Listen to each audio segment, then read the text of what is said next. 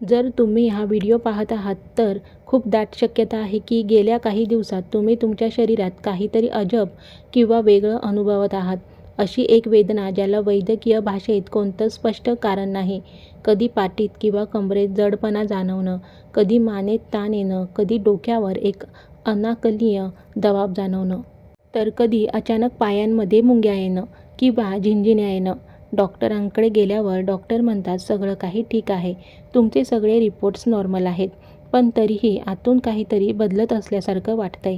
आजचा हा विषय नेमका अशाच लोकांसाठी आहे. कारण प्रत्येक वेदना हा आजार नसतो. काही वेदना हे संकेत असतात आणि हे संकेत सांगतात की तुमच्या आत सुप्त अवस्थेत असलेली ऊर्जा आता हळूहळू जागी होत आहे. शरीराची सूक्ष्म प्रणाली आपले शास्त्र सांगतात की माणूस म्हणजे केवळ मांस आणि हाडांचा सांगाडा नाही. या शरीराच्या आत एक अत्यंत सूक्ष्म प्रणाली कार्यरत असते. नाड्यांची, ऊर्जा केंद्राची आणि चेतनाची.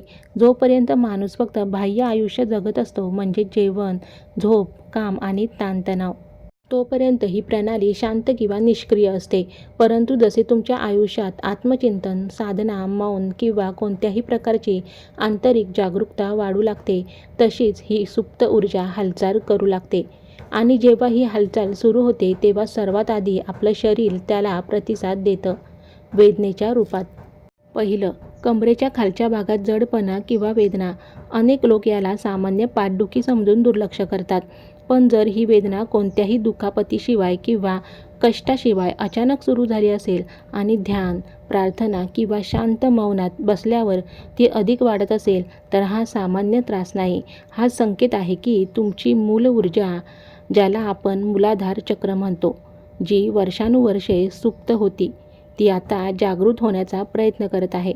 जेव्हा ही शक्ती सक्रिय होते तेव्हा शरीराला एक नवीन समतोल साधावा लागतो आणि याच बदलामुळे तिथे वेदना जाणवते. दुसरं, पायामध्ये मुंग्या येणे, बधिरता किंवा अचानक गरम थंड जाणवणे. कधीकधी असं वाटतं की जमिनीतून एखादी कंपन वरच्या दिशेने येत आहे. हा अनुभव विशेषतः तेव्हा वाढतो जेव्हा तुम्ही जास्त वेळ शांत बसता किंवा ध्यान करता. शरीराची ऊर्जा जेव्हा खालून वरच्या दिशेने प्रवाहित होऊ लागते तेव्हा सर्वात आधी पायाच्या नाड्यांमध्ये त्याची प्रतिक्रिया उमटते. हा कोणताही धोक्याचा इशारा नाही, तर तुमचं शरीर स्थूलाकडून सूक्ष्माकडे जात असल्याचं लक्षण आहे.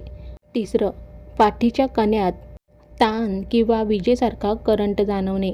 काही लोक याला पाठीतून वीज धावल्यासारखं वाटणं म्हणतात, तर काही जण जडपणा म्हणतात. पाठीचा कणा हा केवळ हाडांचा सांगाडा नाही, तो ऊर्जेचा मुख्य महामार्ग आहे. जेव्हा सुप्त ऊर्जा वरच्या दिशेने प्रवास करू लागते तेव्हा पाठीचा कणा हाच तिचा मार्ग बनतो. वर्षानुवर्ष साचलेली जडत्व जेव्हा तुटू लागते तेव्हा शरीरात थोडी अस्वस्थता येणं अगदी साहजिकच आहे. चौथं, मान, खांदे आणि जबड्यात जकडण किंवा वेदना. हा शरीराचा असा भाग आहे जिथे आपल्या भावनांचं ओझं साठलेलं असतं. न बोललेले शब्द, दाबलेला राग, जुन्या कटू आठवणी, हे सगळं इथेच जमा होतं. जेव्हा आतली ऊर्जा सक्रिय होते तेव्हा ती फक्त ताकद देत नाही, तर आतली स्वच्छताही करते. आणि या मानसिक स्वच्छतेच्या प्रक्रियेत इथे वेदना होते. अनेकदा या काळात माणसाला विनाकारण रडू येतं किंवा जुन्या गोष्टी आठवू लागतात. हा संकेत आहे की तुमचं शरीर मनाचं ओझं हलकं करत आहे. 5. डोक्यात दबाव, जडपणा किंवा हलके दुखणे.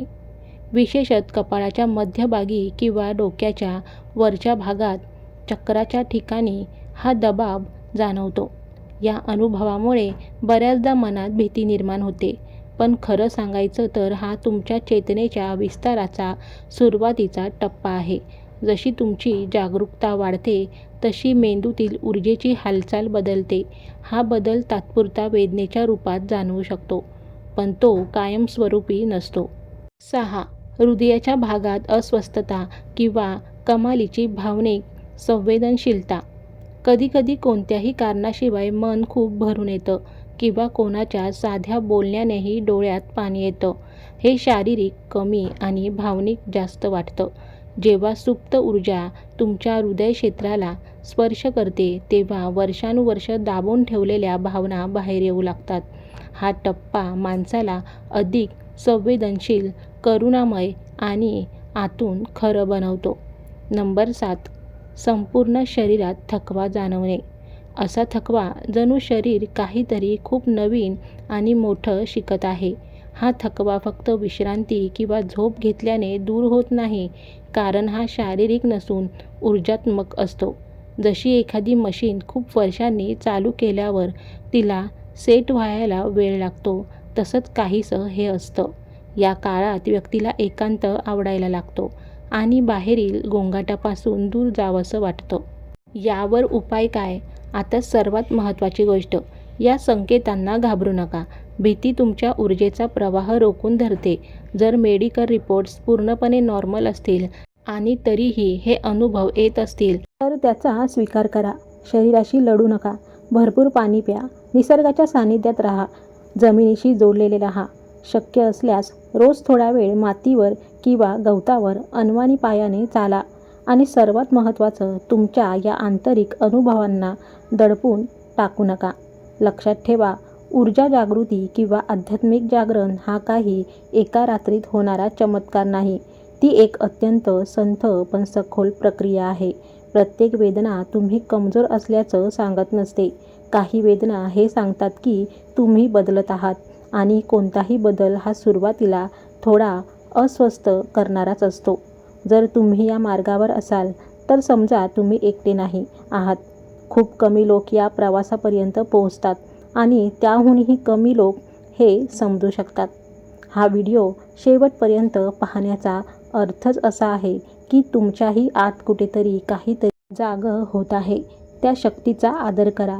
शांत राहून स्वतःला ऐका आणि आपल्या शरीराला स्वतःचा शत्रू नाही तर देवाचा संदेशवाहक समजा. जर या व्हिडिओने तुम्हाला एका क्षणासाठी का होईना आतून शांत केलं असेल, तर तुमच्या या हक्काच्या सातारची मार्क्सवाली ताई चॅनलला नक्की सबस्क्राईब करा. कारण काही सत्य हे ऐकले जात नाहीत, तर ते फक्त अनुभवले जातात. धन्यवाद.